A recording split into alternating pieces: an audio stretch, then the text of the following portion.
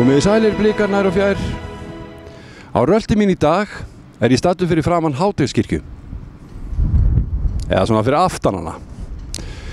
Ég ekki komin hingað til að biðja betri árangur Breiðabliks. Nei, ég komin til að gera allt aðra hluti. Komiði með mér í smá ferðalag, ég ætla að sýna ykkur þetta.